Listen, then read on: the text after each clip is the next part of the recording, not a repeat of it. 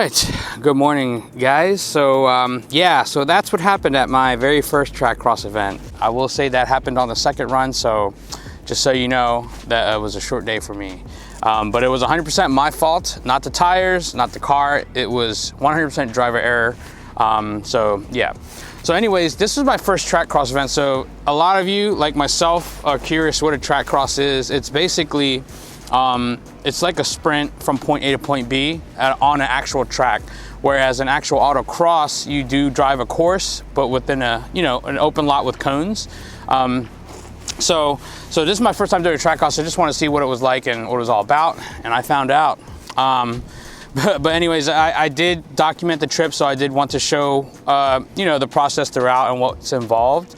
So I will go ahead and start that video now. All right, so it is Friday. It's the day before the Trackcross event. So I'm actually here. I'm meeting my buddy, Beyond again from last time. He lives about an hour from Summit Point. So I'm actually just gonna catch up with him. We're just gonna grab some lunch, head back to his house, get ready for tomorrow. But the car is all ready to go as usual. Same pretty much the same as the HPD that we did in November. But yeah, very excited to see how it is, and I'll report back and see how the day goes. But yeah, I'm excited to try the Trackcross. This will be my very first time doing Trackcross. As far as I know, it is timed, but obviously I'm not, it's not competitive. There's no prize for the fastest time. It's just timed. So I'm not trying to obviously get a good time at all. I just want to get on the car, have some fun, and yeah, just enjoy the cars.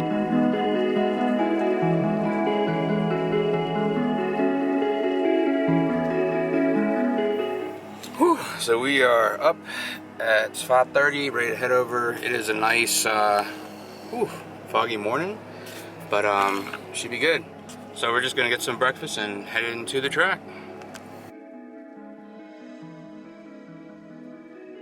Just want to say huge shout out to Byung for hooking it up with the Koki bubble tea, man. This is gonna start off my morning well, and I appreciate it.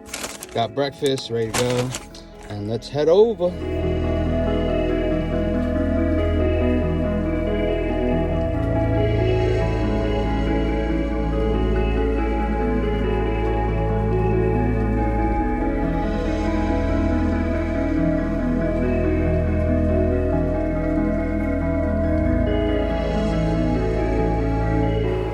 That's the one thing, when it's foggy, eyesight gets disabled, so it sucks. So I'm not a big fan of eyesight personally. It's good for maybe like older people, but I just don't like things that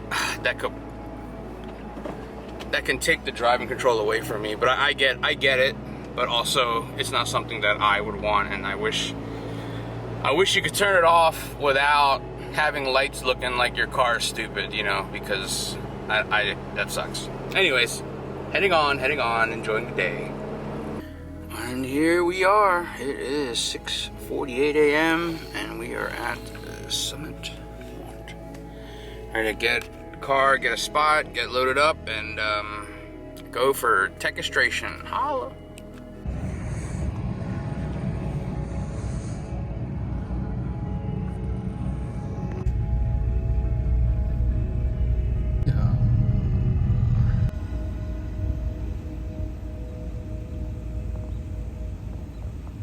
Alright, so we just had the driver's meeting. I am part heats A and C.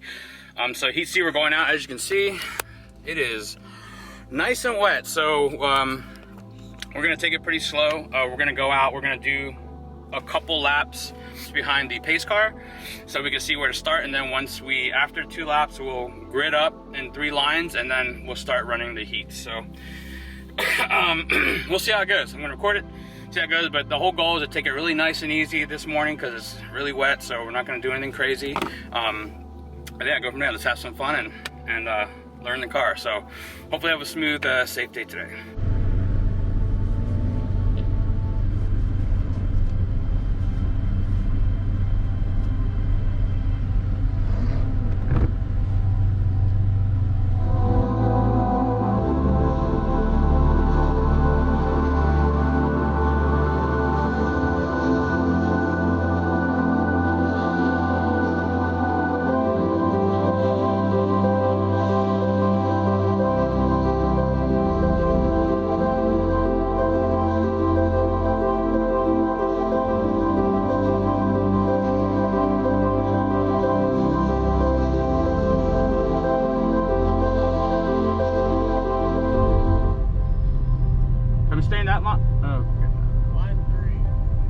Line 3?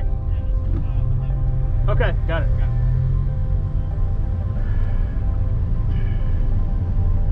Right, so we're actually we're lined up now, as you can see here. We're all waiting. So we have 3 lines, line 1, 2, and 3.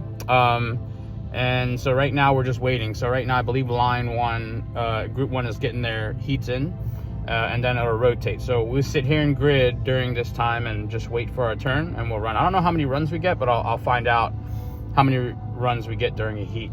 But yeah, so far, I mean, the car's doing okay. I'm not driving crazy. The Contiental tires are doing great. So yeah, we'll see how it goes. We're gonna take it easy on this one. So just to get familiar with how the roads are and the grip and myself. So we'll see how it goes.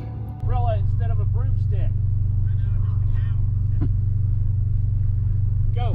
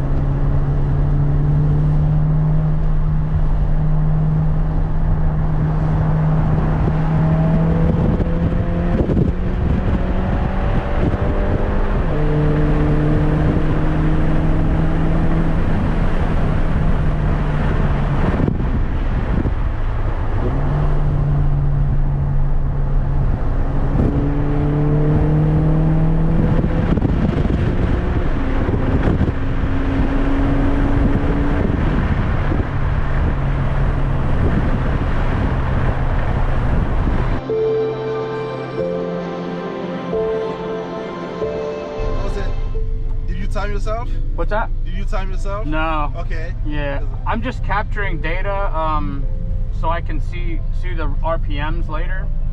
But right now, it's just... What app are you using? Huh? What app are you using? Track Addict. Okay, okay, cool. But I don't know how to make it work on this because it's a sprint, you know. It's good for laps, but I'm not sure how to get it to use for a sprint. Yeah. Go. Yep.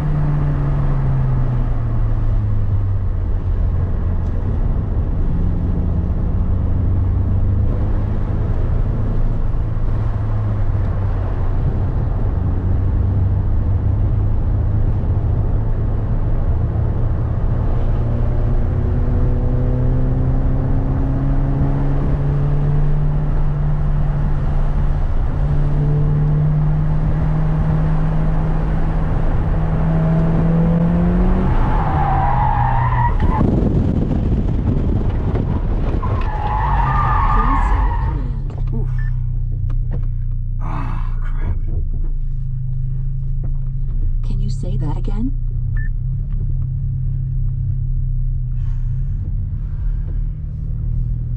I'm sorry, but I still didn't get that. Please say that another way or select an option on the screen.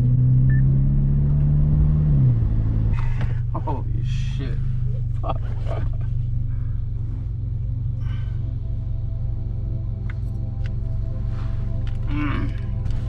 As you can see, at this point, I was scared shitless. And the problem is like I had never experienced oversteer in this car. I've been on 2 HPD events in the past and had no issues. I have driven in the wet, but I've never actually like tried to throttle coming out of a turn which is a big mistake, because I even try to practice that in the dry, to not use that logic. And for some reason, you know, the DWS tires have been a great tire. I mean, I drive this car, I use these tires all year round. It does great in the summer, in the wet. The key thing is wet performance for an all-season tire, because most of the time you're gonna deal with wet. So these have really good wet performance, unless you're an idiot and you're throttling out of a turn 9 thinking you're gonna stick and not have to counter steer. Yeah, that was me. But honestly, like a couple days right after that Trackcross event, we got snow, and I was so happy because I actually got to take this car out. And you can see in these videos here, I drove it out. There was a snow and ice mixture where I got to throw the car around, get a feel for the oversteer. And then I did drive it in some snow. So you can see those videos if you want to see how the DWS does in the snow with the rear-wheel drive car. But yeah, so these tires have been great. And so to discuss what happened. So this is what turn 9 normally looks like on a normal day on Summit when the tires have grip.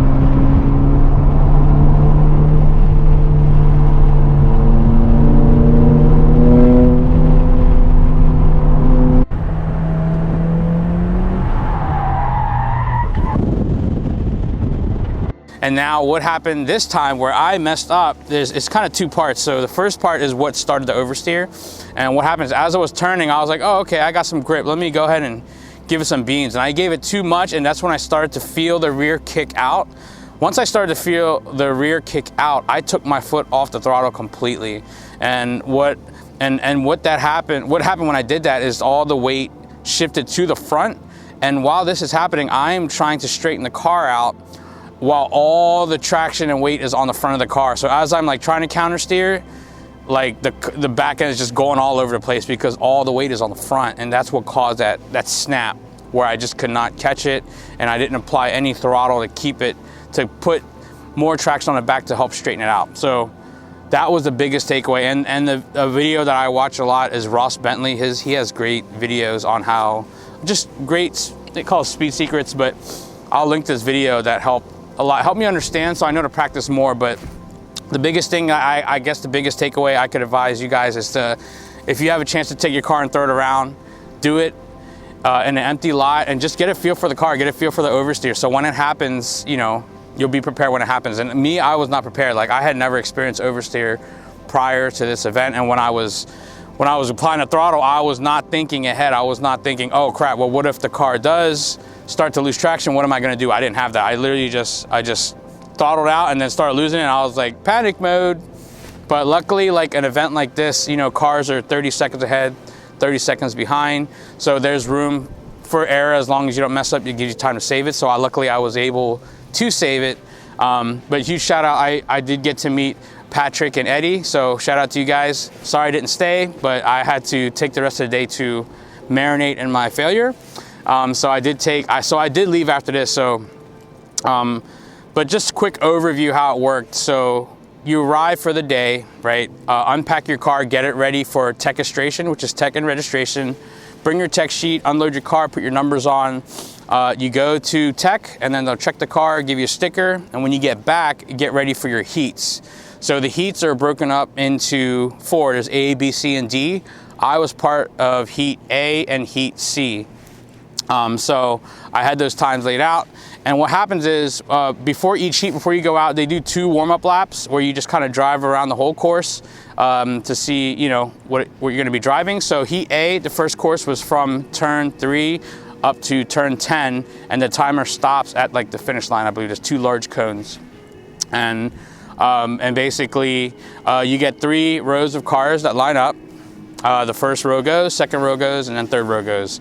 And you just keep rotating. Try to stay in your same position. You're gonna be on this heat grid for, you know, during your whole duration, which is probably about an hour. I'm not sure how many runs you get. I only got 2 because, you know, what happened. The first run went fine. The second run, I was trying to be a little more confident, and it put me in my place really quickly. But yeah, and that's pretty much it. And then you do your heat C, which is same, but the course is a little bit different. They extended it to start at turn 1. So you would grid right before turn 1, and then you start from turn 1 all the way to turn 10. And that will be the second course.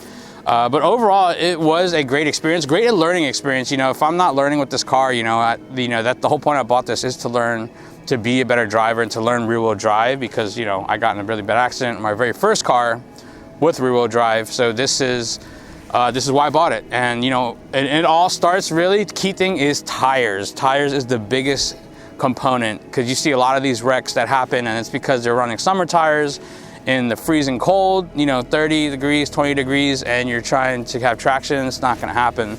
But and then the next is driver skill, which is why this happened, because I messed up. But anyways, a GRX marked safe from a crash, but still learning, and I look forward to doing the next. I'm probably going to do one more event in March, and then probably look into autocross after that, just because it's more budget friendly. But yeah, and I will say about Trackcross that you can't get any type of insurance for Trackcross as well, so because it is a time trial, so there's no type of insurance offered, no HPDE, so just keep that in mind. And that was kind of another factor. After that happened, I was like, you know what, I'm just gonna go home, don't feel right afterwards, and I just wanted to just learn from my mistake. But anyways, that's all I have. Hope you guys are doing good this winter, but so far this car has been doing solid for me, almost at 15,000 miles. And it's been great. This is my first actual winter with some snow, and I'm really excited for that too. But yeah, this car is made to be used and driven, so use it and drive it and have fun. Hope you guys are safe, and we'll see you in the next video.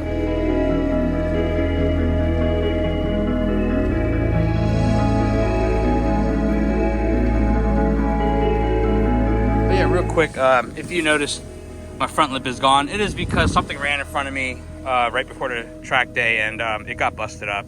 So I do have a replica lip, the Scion, I believe is the brand, and it looks like closer to the Toms. It's not a 3-piece, it's a 1-piece. So once that comes in, that'll be going on, and I'll make a video on that, but it looks pretty good. I'm excited to get that.